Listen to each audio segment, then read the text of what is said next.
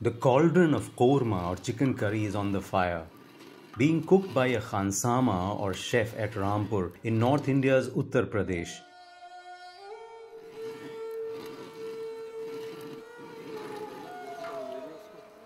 Among India's wide variety of regional cuisines, the former princely state of Rampur is known for its rich traditional foods, mostly perfected under the patronage of Rampur's erstwhile Nawabs or royalty. The Rampur state was established in 1774 by Nawab Faizullah Khan, a chief of Rohilla Pathans who migrated to India from Afghanistan, their rule lasting until 1949 when the state was merged with the Union of India.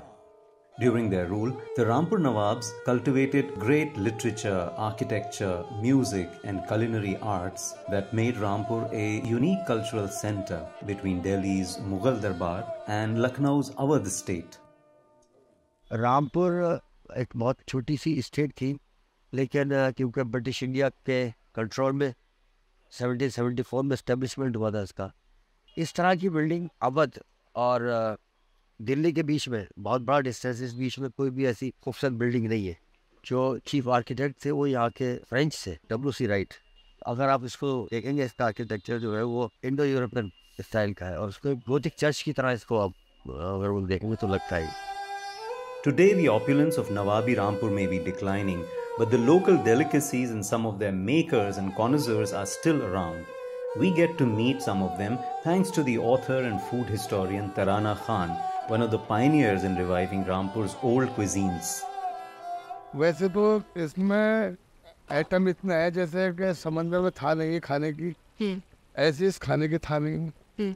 तो कौन कौन से रामपुर के खाने हैं जो? रामपुर में सबसे मेन तो तार कोरमा, तंदूरी रोटी है। हाँ। उसके अलावा तो फिर ये सब गुलत्थी है, शीख कबाब, चबली कबाब। हमारी रामपुर की जो डिश है तार कोरमा है और आपका पुलाव है, रामपुरी यखनी पुलाव है, कच्चे गोश्त की टिक्की है, गुलत्थी है, ये हमारी स्टार डिश है। और बाकी जैसे ये रामपुर की इनोवेशन है, अदरक का हलवा हो गया, मिर्च का हलवा हो गया। Today, many chefs and homemakers in Rampur are busy preparing various sweet dishes for a food tasting festival organized by the local administration to promote Rampur's culinary talent. Chefs Surur and Haji Bhura are checking their ingredients to prepare many delicacies for the evening event where hundreds are likely to participate. नवाब हामिद अली खां रामपुर के एक तरीके से शाहजहां भी खिलाए जाते हैं, इसलिए कि उन्होंने रामपुर की जो छोटी सी स्टेट के अंदर जिस तरीके का आर्किटेक्चर इंट्रोड्यूस किया, वो अपने आप में एक बड़ी अजीबोगरीब थी। The Grand Raza Library is the gem of all historical buildings in Rampur, housing some 17,000 old manuscripts, 60,000 printed books and 5,000 miniature paintings, all from the collections of Rampur's Nawabs. Delhi जब उजड़ गई और लखनऊ भी सब बर्बाद हो गया, ये सब 1857 का वो मिट्टी नहीं हुई, तो उसके बाद जितनी भी बुक्स थी और मैनस्क्रिप्ट थे वो मैक्सिमम जो रेयरेस्ट मैनस्क्रिप्ट थे उसको यहाँ पर कलेक्ट किया और ये एक लाइब्रेरी जो है वो इस तरीके से इस्टेब्लिश हो गई। So the Raza Library Rampur has a treasure trove of Persian manuscript cookbooks which were collected by the Nawabs of Rampur, and the earliest one was collected in 1816. It was probably commissioned by the Nawab. There are about 9 or 10 such Persian manuscripts belonging to the 19th century. And sometimes the authorship is given to a patron who is actually not the author. So we have one over here where the Musannif or the author is supposed to be the Nawab Kalbe Ali Khan, who ruled from 1865 to 1887.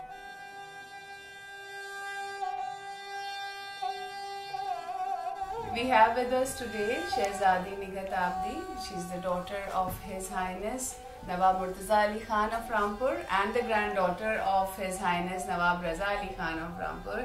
And she is in fact a repository of the culinary traditions of Rampur. So today Rampur is known for tar gosh. So what exactly is tar gosh or tar korma? Yeah, we all love that dish.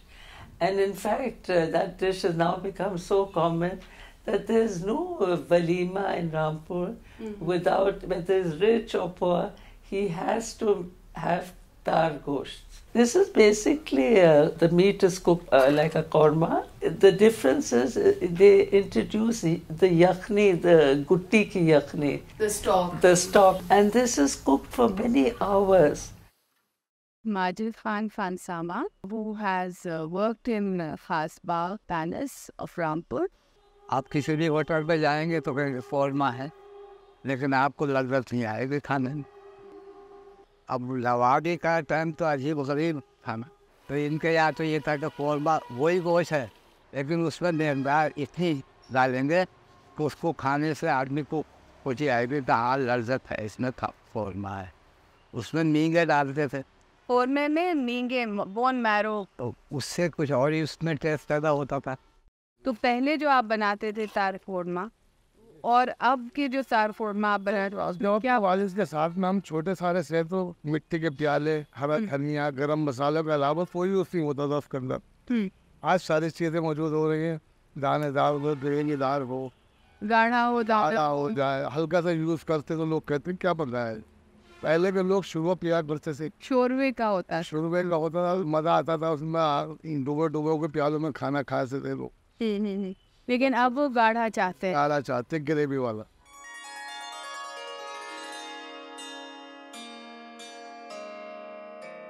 We are here with Nawab Kazim Ali Khan, and he's the grandson of the last Nawab of Rampur, Nawab Raza Ali Khan, and he has invited us to this beautiful Rampuri Dastarkhan at the Noor Mahal Palace. It's all Rampur cuisine. Yes. This is like a daily food. Ji, so it's not really जैसे शादियाँ होती हैं या कोई event होता है तो उसके लिए तो खाना रोजाना हम लोगों के लिए होता है। ये शोरबा है जैसे सूप, तो इसका शोरबा आता है जैसे ये आ गया शोरबा, इसका तार जैसा है ना। हाँ, तार की तरह शोरबा। जी।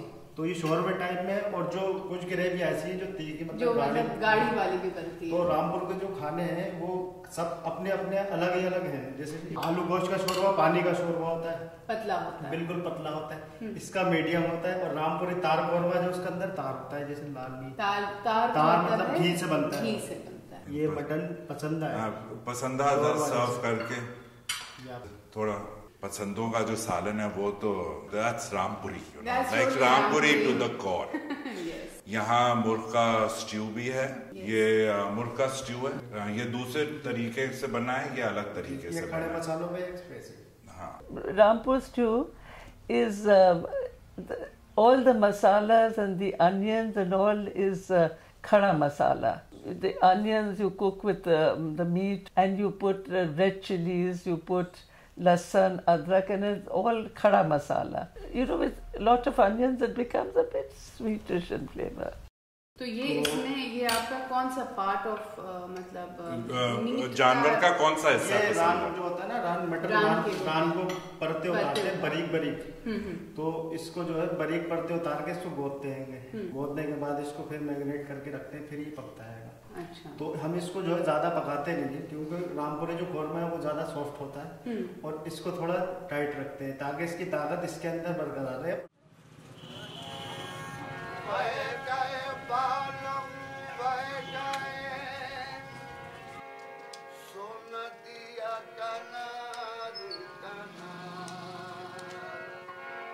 Kalia is usually, we use haldi, that's turmeric. Yes.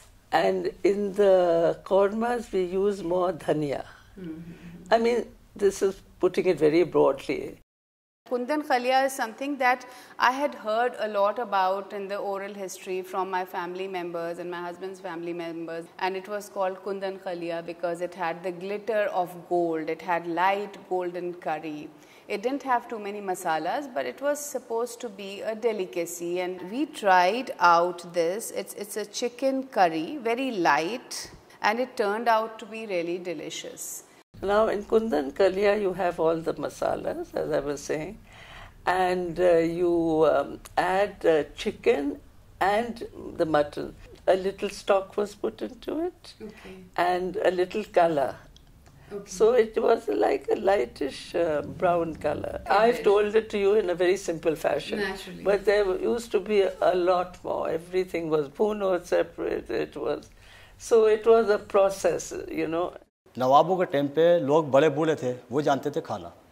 अब बड़े बूढ़े रहे नहीं, जब बड़े बूढ़े नहीं रहे तो खाने भी नहीं रहे। जब छोटे थे हम, हमारे वालिद नवाब हुक्मा थे, फिर घर घर जाके खाने पकाते थे, क्योंकि नवाबी जब ख़त्म हो गई तो सब ख़त्म हो गया था। अब ये शादी ब्याह के काम, लेकिन जो हुनर था वो उन्होंने हमें दे चुके थे कि बेटी ये चीज़ ऐसे नहीं ऐसे बनती है, ये चीज़ ऐसे नहीं ऐसे करके बनाओ इसको। रामपुर की एक खास बात थी कि यहाँ के लोग थे, they were not vegetarian, you know, they were mainly non vegetarian. तो सब्जियां जो वो खाते थे वो भी गोश्त के साथ मिलके, जैसे चुकंदर गोश्त, साग गोश्त, गोभी गोश्त। Another dish that I believe your father was very fond of was aloo gosh. That, yes, no meal was. Again, it was a kalia because you put haldi. In Lucknow, I think they fry the alus. Yeah, we don't fry the alus. शलजम गोश्त, रतालू गोश्त, अरबी गोश्त, गोभी गोश्त, जितनी सारी सब्जियों के साथ में मिक्स होके बनता था। वेज तो बनता नहीं था, वेज के अंदर गोश्त डाल के बनता था। जिसको सब्जी लेना होती थी वो सब्जी निकालता था सालन के साथ, और जिसको गोश्त लेना होता था वो गोश्त।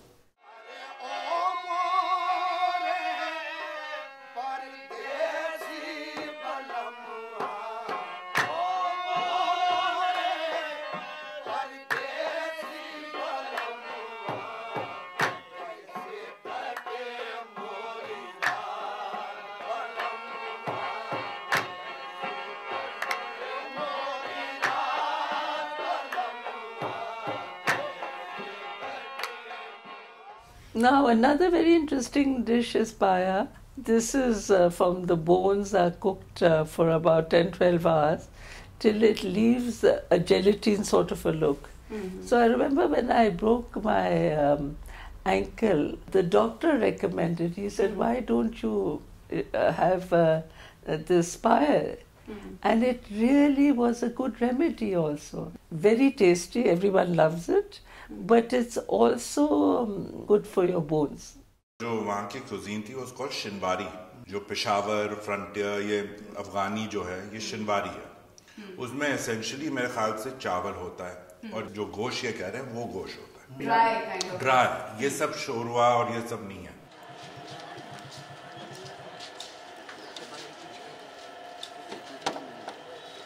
There used to be one Shabdev also, and I've heard that Rampuri Shabdev was very different from Awadhi Shabdev. No, usually I think this was more of a Kashmiri dish. Okay. And they still, it's cooked there, but they cook it with shalgam and that is turnips and meat. Our Shabdev was with shalgam and koftas. With koftas. Yeah. And this was even a long process. It was cooked overnight.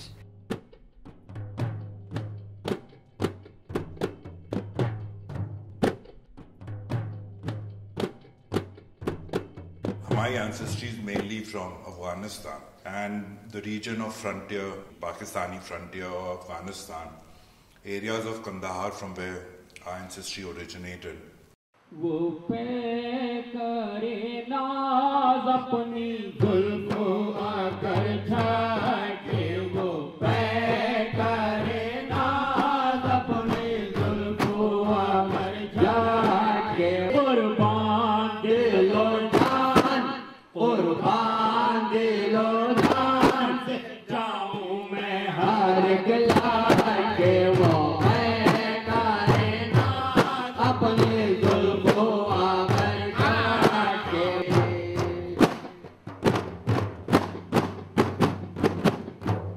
So what exactly was Pathan cuisine? What came down from Afghanistan? Of course, went through this whole process of amalgamation and change as the Pathan settled down the north of India. The food was basically meat, very meat-oriented, beef and bhed, not goat. There was more lamb than goat.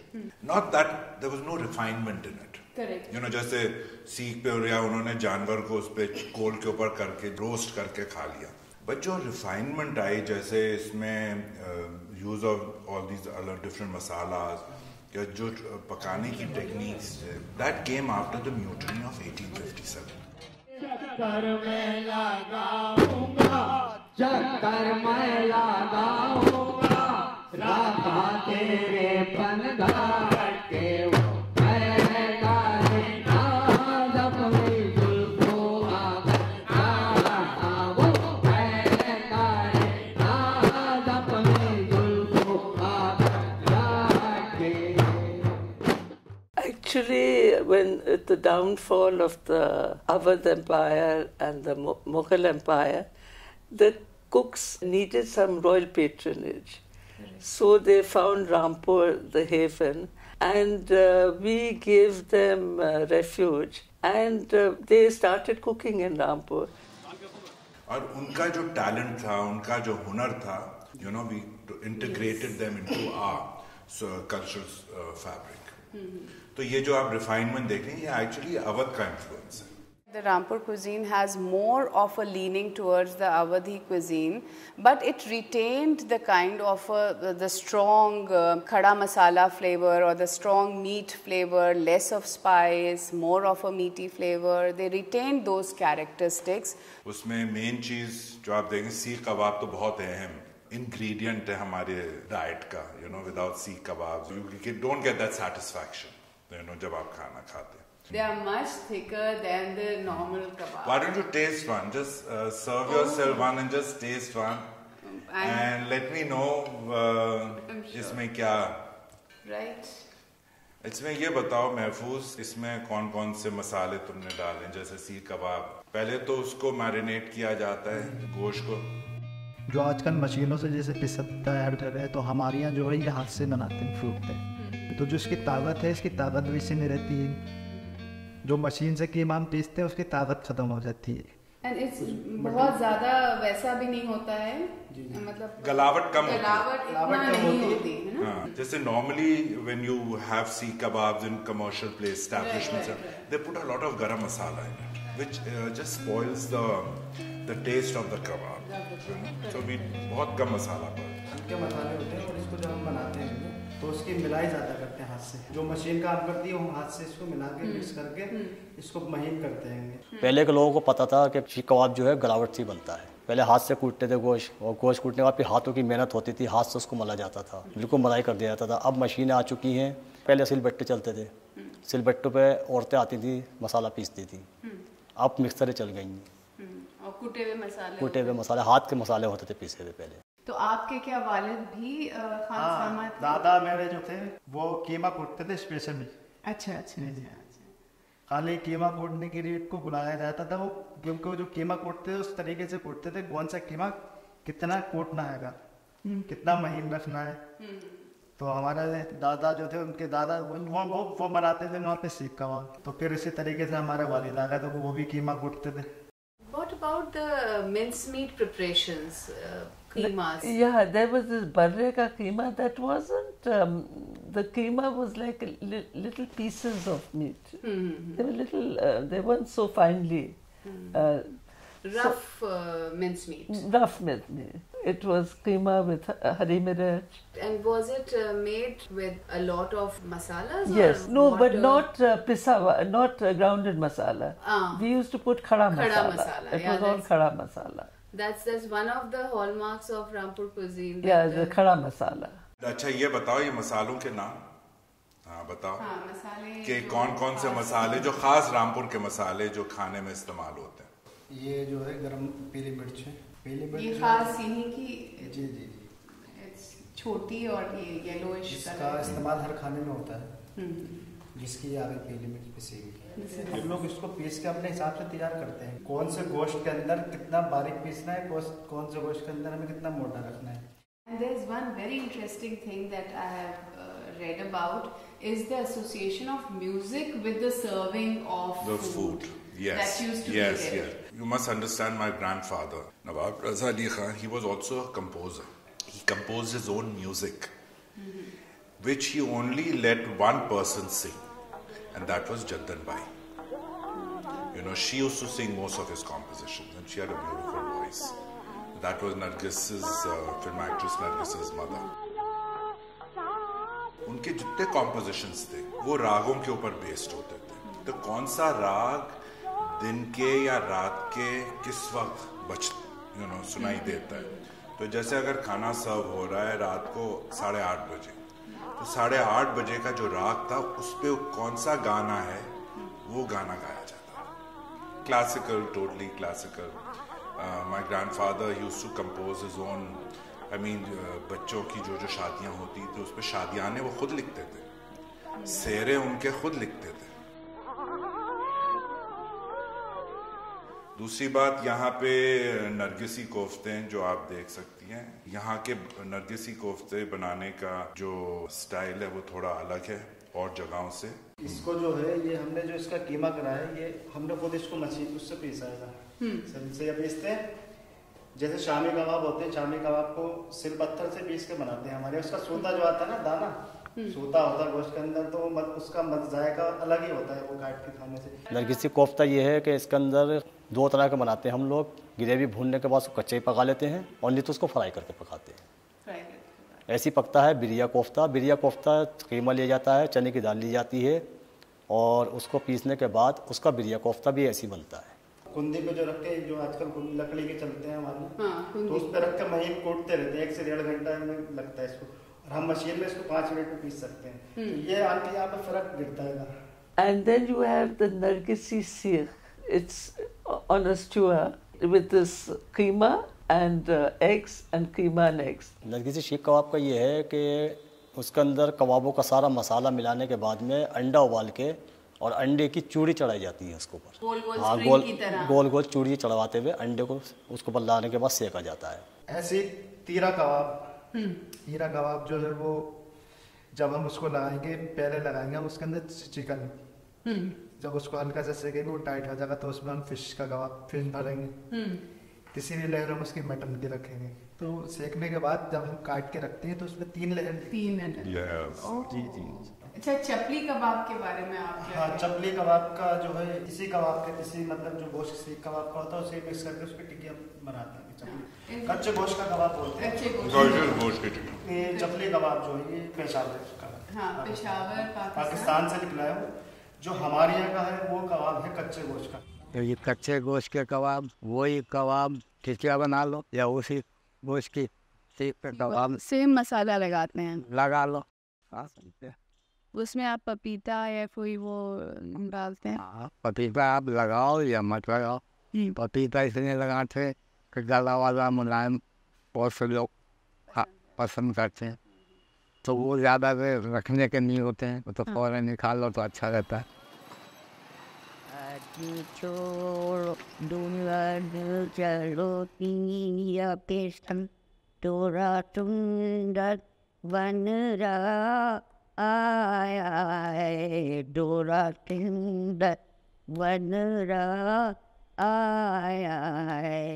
Mapara Begum.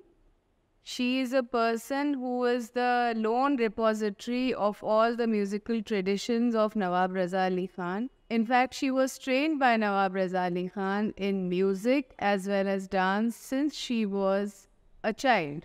आप कितनी बड़ी थी जब आप नवाब साहब के पास गई थी जिन्होंने गाना सिखाया था?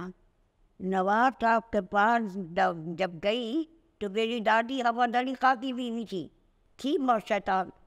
जा कोई चीज़ देखी है, गाना हुआ फौरन उड़ा लिया। तबला मैं बजाती हूँ, मुझे सिखाया नहीं है। तिरकुआ खा मोहम्मद जान थे मुरादाबाद के, मोहम्मद जान तिरकुआ जाते थे। अब बैठी रहती थी, वो जानते थे कि ये बहुत ही बुरी है, तो सीख लेंगी।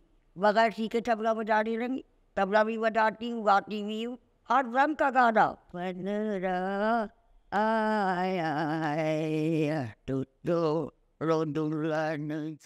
बिरयानी, रामपुरी बिरयानी तो है ही वो, उसमें ज़ाफ़रान हम ज़्यादा डालते हैं, रंग कम होता है।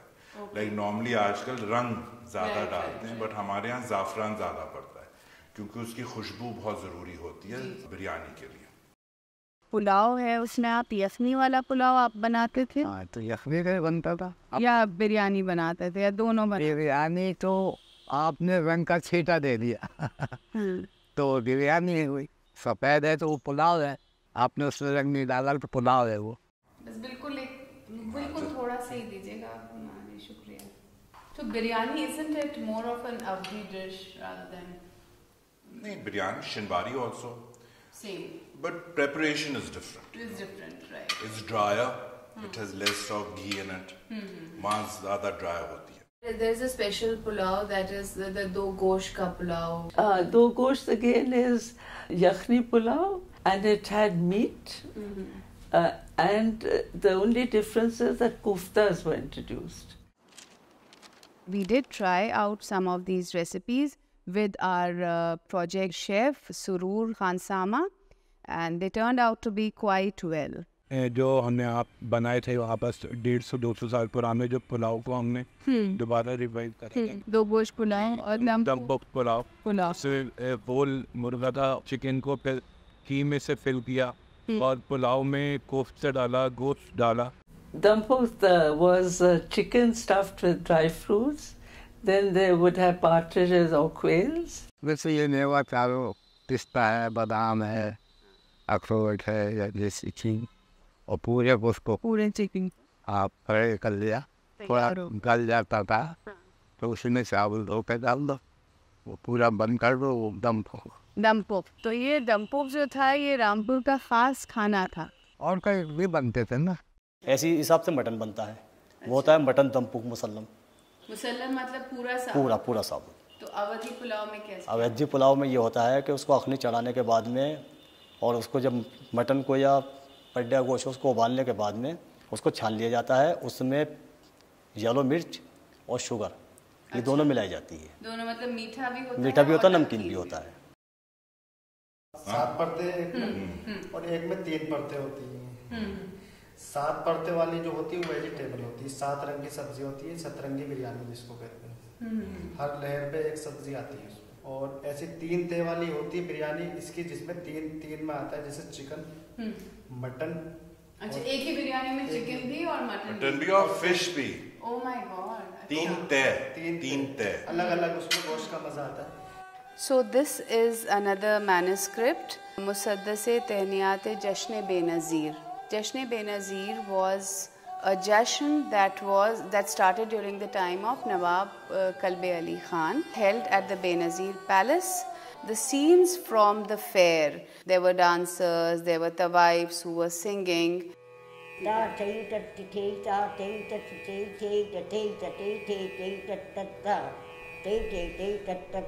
इसी पे तो नवाब साहब ने शगारत करा तो कयामत हो गई. Rampur has a very different tradition of khichdi. And especially maash ki khichdi. Maash ki khichdi, that is urad dal khichdi. Yeah, that is, the dal is twice the amount of the rice. And it is served with asli ghee and brown onions. And in Rampur, they like to eat it for some reason with gobi gosht. Right. So that's the tradition. नहीं, जो चावल आप बिरयानी में या पुलाव में इस्तेमाल करते हैं वो कौन सा चावल है आपने? गोरी का. अच्छा, गोरी का और आबिदी का. आबिदी. आपने हंसराज का नाम सुना है चावल का? जी. तो अब मिलता है आपके यहाँ पे हंसराज का चावल? हाँ, बहुत कम मिलता है. The unique flavor of many local dishes also depended on indigenous varieties of rice, such as the aromatic Hansraj and Tilak Chandan, which have almost gone extinct due to the arrival of new high-yielding hybrid varieties. One of the aims of this project on Forgotten Foods was also to find heritage rice varieties like the Tilak Chandan and see if these could be cultivated again. Viren Sandhu, who is our project partner, we have sown Tilak Chandan at his farm, and in fact he was the person who found this heritage seed for us. We used to cultivate Tilak Chandan many years ago, but over a period of time when new hybrid basmati varieties came in, this became extinct. When this project came up, then we found it with one of my friends and requested him to give it.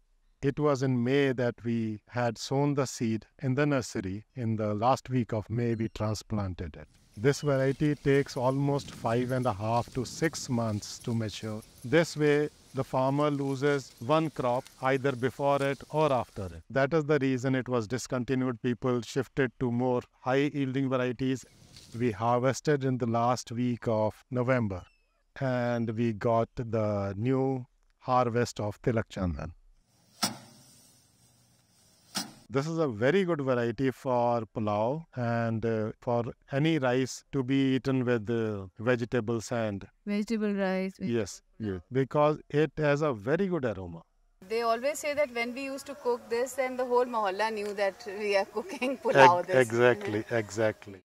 This Hansraj variety is a small grain basmati, and in Jammu they call it choti basmati. Though we had it about 10-12 years ago, now that we wanted it again, nobody had it in this area. So I asked people in Punjab, ultimately found it in a very remote village in Jammu. And we are trying to grow it again. Now we are growing it. जो रामपुरी शीरमाल है वो भी बहुत ही मशहूर है और सिर्फ हमारे लिए नहीं, आई मीन आम इंसान जो रामपुर में रहते हैं उनके लिए शीरमाल भी उनके डाइट का बहुत बड़ा हिस्सा है. So in Rampur we have these barqi parathas. This is like in Lucknow you have sheermals, in Delhi you have bakar khani. Ours were these flaky parathas and they dipped in sheera. And it was sweet, and what did you eat it with? No, with like you eat bakar khani and you eat sheermal. You could eat it with any, with kebabs, with not with the kormas and all, but with kebabs and all. It tasted good. ये आपकी जो ये शीरमाल है ये बिल्कुल फर्क है लखनवी शीरमाल से, तो इसमें और उसमें बताएंगे कि क्या. लखनवी शीरमाल जो होती है सादी जैसे मैदा की होती है, उस पे ज़ाफ़रान का इस्तेमाल होता है, या वो लोग कलर से ऊपर से उसका हाथ लगा के जब पकाते हैं तो कलर इस्तेमाल करते हैं. जी. तो ये जो शीरमाल है ये ड्राई फ्रूट से बनती है. अच्छा, ओके. और इसका बेस मैदा होता है? देसी घी, इसमें हाँ देसी घी और मैदा होता है. इसको हम लोग जब बनाते हैं तंदूर से निकालते फौरन इसको हम देसी घी के अंदर डाल देते हैं. तो जैसे ये हम तोड़ेंगे तो इसके अंदर सॉफ्टपन आएगा, ये जैसे घी. इट इज बिल्कुल सॉफ्ट और मुलायम और soft. Break a piece, see hard. It is very soft. तो इसलिए सॉफ्ट क्यों रहती है, वो थोड़ी चमचक्कड़ रहती है. The performance of Arbab-e-Nishat, the department of music that was maintained by the Nawab of Rampur.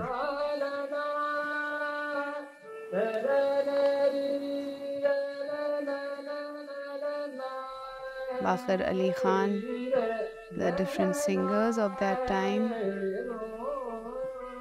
and with their instruments.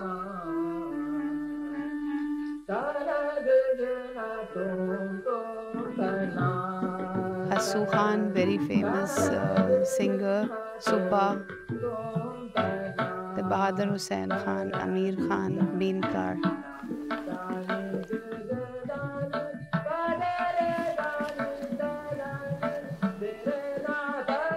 Manni Khan.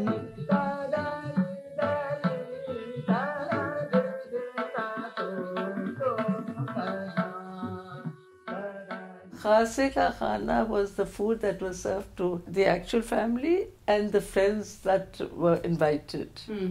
So that used to be about 30-40 dishes at any given time. Oh God. And about 5-6 desserts. And though my grandfather Nawab Razari Khan was a very frugal eater, but it gave him immense pleasure to feed people. That was his passion.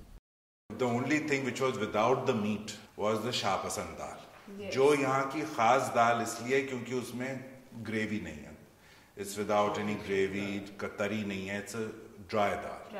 ये उड़द की धुली हुई दाल है. इसको उबालने के बाद में 1 किलो दाल होती थी, 2 किलो देसी घी होता था. वो उसको पिलाया जाता था. अच्छा. अब जब से हम खाते थे नवाब साहब तो वो दांतों के नीचे पिचकारी मारती थी. इसमें कुछ खास चीज इसमें आप डालते हैं? इसमें ये बनती है देसी घी से या सरसों से. तो सादी दाल रहती है इसमें. जैसे आप इसको खा के अगर सोते भी हैं तो ये आराम से हजम हो जाती है. और ये बिल्कुल हल्की दाल रहती है. Granular. It's very granular. It's like चावल की तरह. अलग-अलग. भारीपन इसमें नहीं होता है. दाल कोई सी पकती थी, दाल के अंदर सोने के अशरफी का भंगार जरूर लगाते थे. सोने की अशरफी होती थी, उसको तपाने के बाद में उसको कोला बनाते थे. वो अच्छा, उसका भंगार देते थे दाल के अंदर, मतलब उसका ताकि उसकी तासीर आ जाए उसमें. This is the only manuscript which I found where the Khansamas are mentioned. 3, in fact, Khansamas who are mentioned. One is Inayat Ali Khan, then the Kallu Khan and Hussaini. It was, of course, under the patronage of Nawab Kalbi Ali Khan. He wanted to give importance to the Khansamas and name them in this. There were about 1 senior cook and about 5-6 junior cooks just to make one dish. If someone was chopping the ingredients, someone was pisoing them. So it was all in stages. Only the main cook would bring everything together. They were that secretive. Oh, and which is one of the reasons why we lost these. Yeah, obviously. इसकी मीनारें वगैरह हैं, उनके अंदर जिस तरीके का जो Indian culture है, वो भाईचारे का, ये इंटेग्रिटी का, उसको उन्होंने डिपिक्ट किया यहाँ पर। हिंदुइज्म को सबसे टॉप पे यानी रखा है मंदिर, उसके बाद में गुरुद्वारा, उसके बाद में इन्होंने चर्च का इम्प्रेशन दिया और सबसे लास्ट में मस्जिद का इम्प्रेशन दिया है।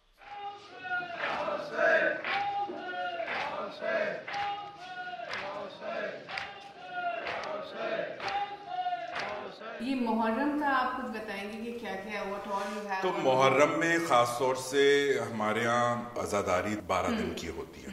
सो रोजाना लंगर होता है विच इज फॉर एवरीबडी, कोई भी आए उनको।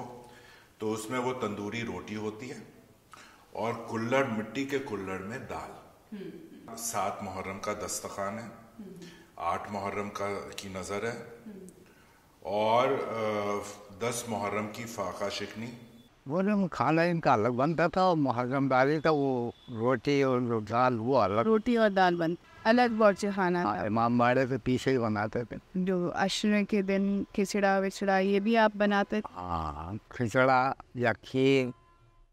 Keep fast on the 10th of Muharram. तो उसकी फाका शिकनी में, उसमें व्हेन वी ब्रेक द रोजा तो उसमें आलू का सालन, बिरयानी, कबाब, शामी कबाब और गुलत्ती। During Muharram, you also have this preparation called khichda. Yeah. So, can you say something about Yes. the Rampuri khichda? Again, a very lengthy cooking process. You have to first cook all the 4 dals: chane ki dal, masoor ki dal, mash ki dal, and urad ki dal. In another patili, again, chunks of meat were cooked. So it would take very long, but it was very tasty. ये बब्बू भाई का हलीम है, मगर रामपुर के हिसाब से ये खिचड़ा है। यहाँ पर सुबह से लोग आ जाते 6 बजे और 10 बजे तक ये पूरा इतना 1-2 कुंटल इनका टन होता है हलीम और ये बेच देते हैं जी। ये रामपुर की ख़ास चीज़ है। अगर आप जैसे कहीं हैदराबाद जाएंगे तो वहाँ पर बोटी आपको मैश मिलेगा, गोश्त। वहीं यहाँ पर जो है चने की दाल का ज़्यादा प्रयोग होता है जी। मुहर्रम में यहाँ पर बहुत इस्तेमाल होता है। 10 मुहर्रम होता है तो फातियाँ होती है खिचड़े पे, और ये पूरे महीने 6 तक यहाँ पर सब घरों में ज़्यादातर बनता है ये Khichda, you could eat it on its own because it had barley, it had rice, it was like a complete meal. जब जिहाद हो रही थी हुज़ूर सल्लल्लाहु अलैहि वसल्लम के टाइम पे, तो वहाँ पर जिसके पास जो बचा वो उसने ला के दे दिया। किसी के पास गोश्त था, किसी के पास दाल थी, किसी के पास गेहूं थे, तो उसको सबको घोट के वो बना दिया उन्होंने हरीसा। उससे फिर सब मॉडिफाई होते होते होते होते फिर हरीसे से हलीम बना, हलीम से फिर खिचड़ा बना। क्योंकि रामपुर है तो नवाब साहब के खानसामे थे, तो उन्होंने उस बोटी को जैसे हैदराबाद में घोट लेते हैं गोश्त को, बिल्कुल रेशा रेशा कर देते हैं पाकिस्तान में। यहाँ पर उन्होंने नहीं करा, यहाँ पर उन्होंने साबुत बोटी रखी और साबुत दाल रखी कि आपको उसका टेस्ट आएगा, तो वो खड़ा खड़ा है सब कुछ। No meal in Rampur can end without a sweet dish, like this kheer or rice pudding offered after the khichda. Sweet delicacies were sold even in public festivals and bazaars of the past. Kheer ke pyale. This is kheer being served in bowls, which is as wide as the burraq. खीर का मायने ये है कि खीर में जो है साबुत rice होगा। वो साबुत राइस पकड़ना ना मावा है उसके अंदर, सिर्फ राइस है, थोड़ा ड्राई पाउडर।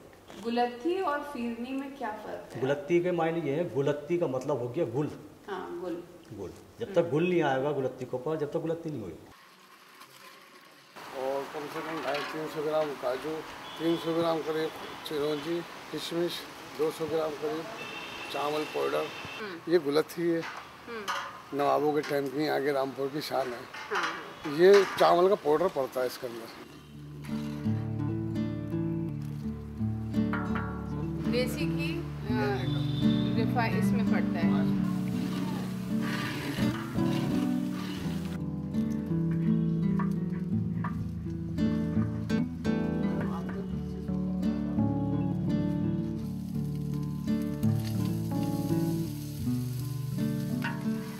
ये थोड़ा जो कैरामल साइज का वो है ना गुल, उसको ऊपर गार्निश करते हैं इससे, इसीलिए इसको गुलत्थी फिर कहा जाता है। अब एक चीज़ पकती है याकूती। हाँ। वो याकूती ऐसी चीज़ होती है, सच्चा सोने का वरख और सच्चे मोती, वो उससे बनती है। लेकिन उसको आज का लोग कोई नहीं खाएगा, एक चम्मच आप नहीं खा पाओगे। दूध, राइस, मावा, इसको बनाया जाता था। उसमें अंडा और चने की दाल ये भून के लगाई जाती थी। Tonight's food tasting festival is on, and the food items prepared by the people of Rampur have started arriving. The visitors are trying various sweet delicacies, many of them prepared by the homemakers. And Rampur is not new to melas and public fairs. And the interesting thing is that it is also looking at the ordinary people and how they participated in the fest, selling different things like you have murmure ki tikkiya and kebab, the mention of halwa sohan, jauzi, and how it is being served over there and prepared over there by the local halwai. और जो मीठे चावल आप पकाते हैं, सफेदा, वो पकाते हैं आप मीठे चावल? हमारे तो पीले होते हैं ज्यादा। जर्दा जो होता है उसमें जाफरान पड़ता है रंग के। हमारे यहाँ 6 तरीके का। अब वो जैसे जाफरानी जर्दा हो गया, एक येलो हो गया जैसे, और एक गोश्त का जर्दा हो गया। अच्छा, गोश्त का जर्दा, जिसमें और एक वो होता है क्या, मुतंजन। मुतंजन एक ऐसी चीज़ है कि इसको हर आदमी अब पसंद नहीं करता है। चिकन, जर्दे के अंदर चिकन लगाया जाता है सजा के, चिकन को शुगर पिलाई जाती है। उसके हम रसगुल्ले बना के चाशनी में छोड़ देते हैं। अच्छा, गोश्त के होते हैं वो रसगुल्ले। हाँ, तो वो रसगुल्ले जो है 4 से 6 घंटे तक जब पड़े रहते हैं ना, तो उसमें मिठास आ जाती है। अच्छा, तो ये मुतंजन हो गया। फिर आपने कहा मुजाफर। मुजाफर ऐसा बनता है कि मटन का जो एक बोनलेस ले लिया, उसको भी ऐसी चाशनी पकाया जाता है, वो बनता है मटन का।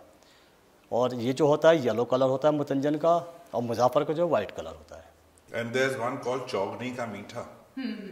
You know about 4 times sugar. चौगनी का मीठा बहुत मुश्किल होता है। वो बनाना बहुत मुश्किल है। बहुत उसका वो एकदम से चीनी जो अकड़ जाती है उसमें। It had to be rice that was at least 7 or 8 years old, so that it could absorb the 4 times sugar. Every rice cannot absorb it. That was even an art which is unknown now. And the last pulao was again pineapples were stewed and then they were cooked in sheera. Eventually it was all poured into the rice and then it was cooked in the rice. So it had the flavor of pineapple.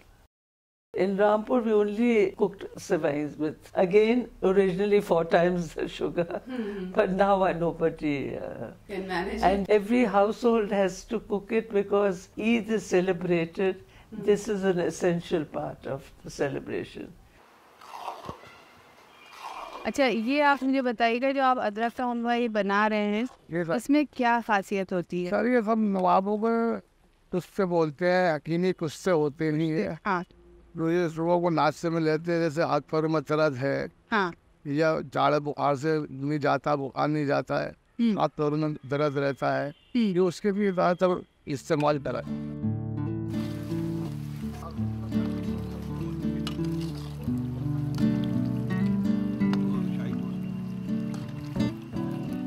You hear about gajar ka halwa, rave ka halwa, but Rampur was known for its ande ka halwa, सेब का हलवा and अदरक का हलवा। नीम का हलवा जी, यहाँ से मुझे recipe मिली तो मैंने उसको तैयार करा। और गोश्त का हलवा, मछली की गुलाब जामुन, ये सब यहीं से हमारे पुरखों ने जो बताया था, आज हम उसी रास्ते से चल रहे हैं।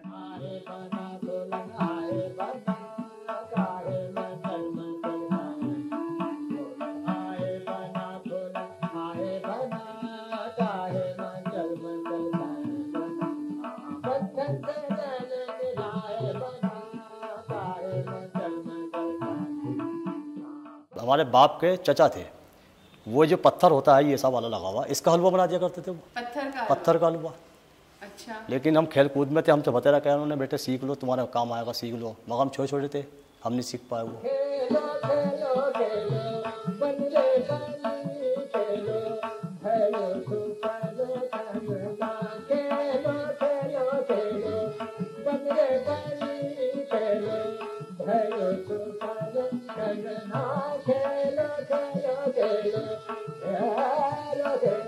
कच्ची हल्दी का हलवा, हल्दी का सेहत के लिए बहुत अच्छा है। तो ये एक रेसिपी जो है पुरखों तो चली आ रही है, हमारे बड़ों से चली आ रही है। इसको दवाई भी कह सकते हो और मिठाई भी कह सकते हैं। यह मिर्च का हलवा है, ये जो है ये इसी मिर्च का बना हुआ है। इसको जो देसी घी में पकाते हैं, भूनते हैं, तो उसकी कड़वाहट निकल जाती है घी।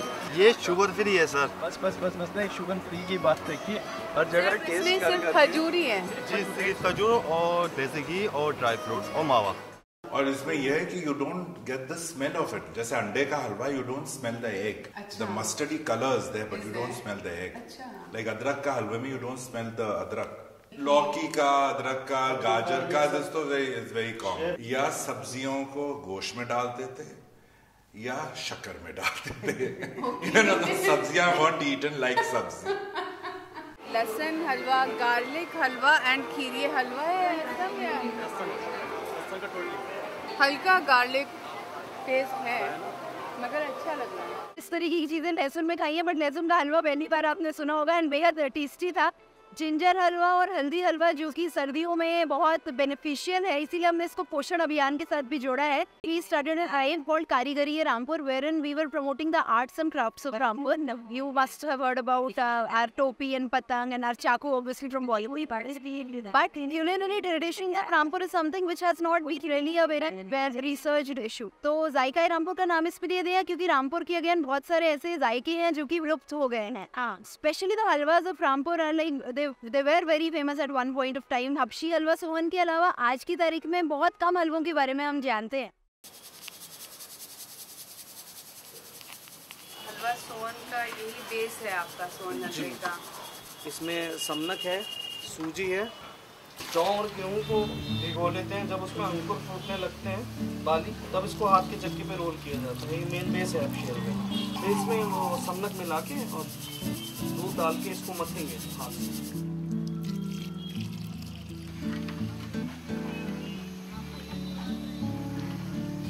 7 घंटे में ऐसा होता है। दूध को फाड़ते समय इसमें एलम डाली जाती है। 9 घंटे में घान आता है, 3 घंटे लगातार बराबर चलाना है इसको। इसके बाद बस देसी घी लगेगा, इलायची लगेगी, ज़ाफ़रान लगेगी। ये हलवा सोन बन जाएगा जी। हलवा घेकवार, हलवा अदरक, ऑर्डर पे सारी चीज़ें तैयार होती हैं। अंडे का हलवा भी बनता है और आपने जौजी हलवा, जौजी बनाते हैं आप? जी जी जी। अच्छा, ये आपने दर बहिश्त का नाम? जी जी, दर बहिश्त बहुत टाइम पहले नवाबों के ज़माने में बनता था और पसंद भी किया जाता था, वहाँ जाता था। अच्छा, काफ़ी टाइम से ये तो मियाँ के टाइम पे बहुत ज़्यादा राजमाता की भी बहुत ज़्यादा जाया करता। There was the piste ki darbesh and badam bhatta. They were flaky sweets, cut in like square pieces, and very difficult to make. And that art is totally forgotten. तो उसे दरबहिश्त क्यों कहा जाता था? उसमें क्या खासियत होती थी ऐसी? दरबहिश्त मतलब बहिश्त का दरवाजा। तो दादा के ज़माने से तो अदरक का हलवा, हबशी हलवा मेन, और एक हलवा सोन कड़ाके वाला जो बनता है उसका भी मेन बेस समनक ही होता है। जो हार्ड होता है, उसका भी मेन बेस समनक ही होता है। Laws is actually, it's a diamond shape like parfait. Laws badam was full of badams. Laws pista was with pista. These were really difficult to cook, and you had to have experts to cook these dishes. These two, Laws Jahangir and Laws badam. Laws Jahangir was, of course, named after the Emperor Jahangir. आप अभी भी royal family members के लिए बनाते हैं? जी माशाल्लाह, निगत भी वगैरह और मुराद मियाँ वगैरह को सब हमारे यहाँ से ही जाते हैं। अच्छा अच्छा, तो कौन से खास हलवा वो पसंद करते हैं? उनका हबशी हलवा ही सिर्फ जाता है। और विंटर्स में आपका एलोवेरा हलवा हो गया या अदरक का हलवा हो गया, अंजीर का हलवा भी माशाल्लाह पसंद करते हैं वो लोग। How I have so many more dessert recipes because there was a cook called London Mia, and my mother had to bribe him by saying that I don't want to learn it, but me Nagat Bibi wants to learn it. And because I was the daughter of the household, he decided that, okay, I'll teach her some dishes. Okay. So my mother, she would quietly write the recipe. So I got a lot of those old dessert recipes. और एक नारियल की कतली जो होती है वो निगत B की बेटी को जाती है केरला। उनकी शादी हुई है, उनकी शादी में भी हमने बनाई थी। ये बताइए, नवाब साहब के यहाँ जब शादियाँ होती थी तो कैसे खाने होते थे, किस तरह से रात रात जगह होता था, वो सारा बताइए। रात जगह ऐसा होता था कि एक गुलगुला था और रात भर पकड़ा। इतना बड़ा गुलगुला? अच्छा। ये तो पूरी होती नवाबों की बातें तब बढ़ गए, हमारे घर आ गए। 12 रबीउल अव्वल को हमारे यहाँ लड्डू बनता था, लड्डू खानी जिसको यहाँ रामपुर में बोला जाता है। वो लड्डू माशाल्लाह वो तकरीबन 200-250 ग्राम का होता था। एक लड्डू? जी। एक आदमी को मिले? एक आदमी को मिलता था। 12 पार्ट में लड्डू होते, एक एक लड्डू ऐसा मेवा का था। अब घर में बैठे हमारे इससे आ गए। अच्छा। इस चीज का ख्याल रखते थे, वो अल्लाह उन्हें जन्नत का दिया करे।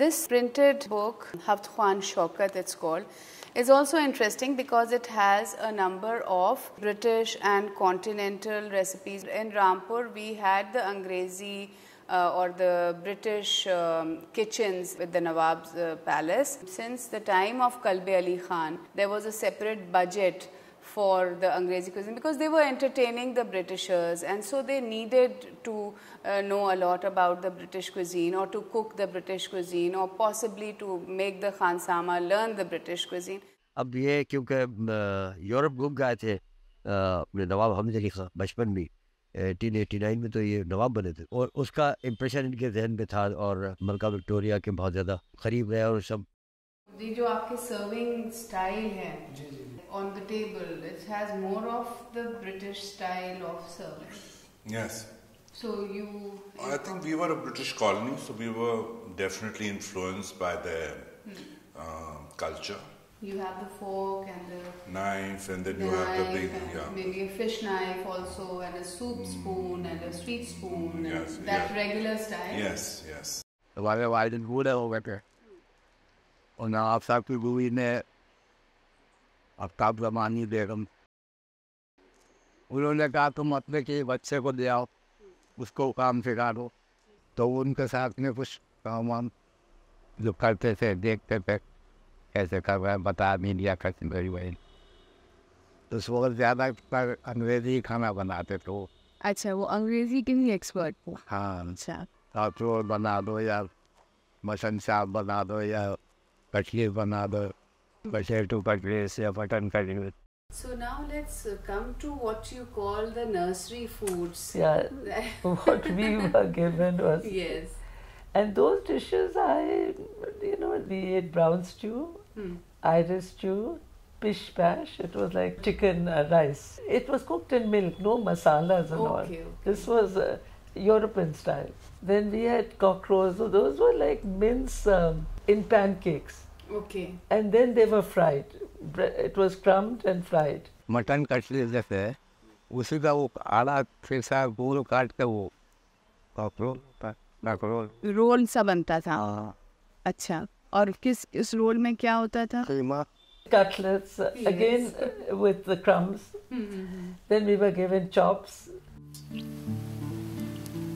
Majid Khan Sama is showing us how he made the European-style mutton cutlets for the Nawabs.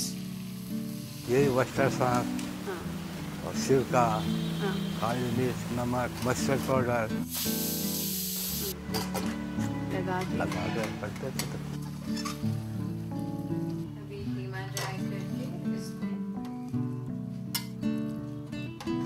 फिर उसका निज़ाम बनाते थे, एक अंडा या 2 अंडे तोड़ के दे देते और दूध में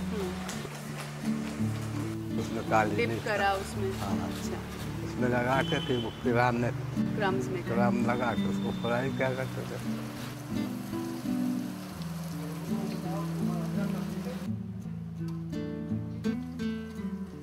For breakfast, which was very difficult to eat, was kidney on toast and liver on toast. The eggs were cooked in the Ramki dishes. And for tea, of course, we'd get to eat scones.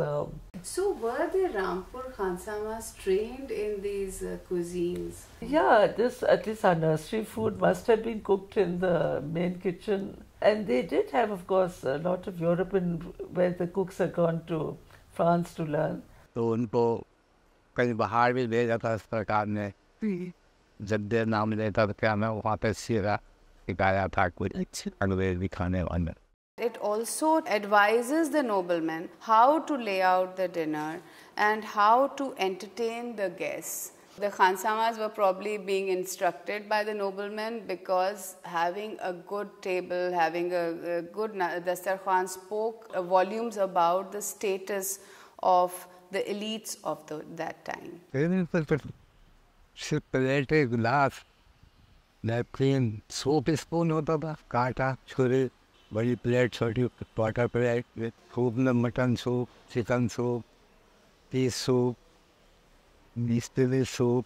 Then the desserts were the usual custard, bread pudding, jelly. We had these caramelized baskets which were filled with fruit salad. And we were individually given a basket and it was fun. अब गावा stew ये देखो याद आता ना, गावा stew खाते थे। गावा स्टू, हाँ। कच्चे अमरूद होते हैं ना, जैसे ज़्यादा पक्के भी नहीं, ज़्यादा कच्चे भी नहीं, तो उनको छीन के और उसको काट के उसका बीज निकाल के शक्कर में पकाते थे, मीठा शक्कर में पकाए और क्रीम अलग रखते थे। Recipes actually need no boundary. Food doesn't need boundaries. Correct. I mean, so it just travels. Travelers bring it, or like if you go abroad, you take your dishes. So food really has no boundary. Non-veg जो हम बनाते थे, तो हल्के हम उसको recipe को जो वेज में कर रहे हैं उसी तरीके से।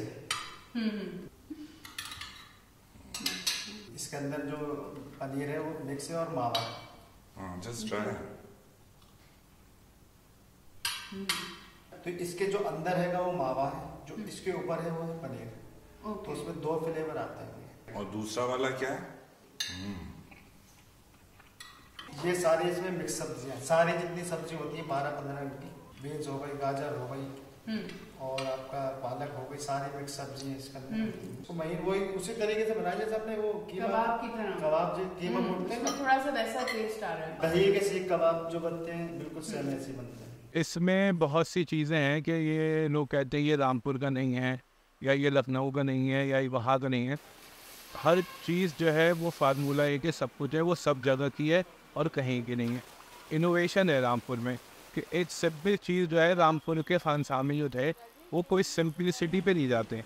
अब एक फार्मूले पे काम नहीं करते, उन्होंने उसको कुछ बदल दिया, उन्होंने चेंज कर दिया। अब शाही टोस्ट है, कहीं पर कोई काजू डाल रहा है कि भाई ये ज़ाफ़रानी कलर होगा, हम ज़ाफ़रान ले रहे हैं, कहीं पर वाइट है वो, कहीं पर कुछ है, मगर यहाँ जो है वो अलग ही है कि उस पर रबड़ी डालेंगे हम, कहीं पर दूध को जला के उसको वो सही कर देंगे।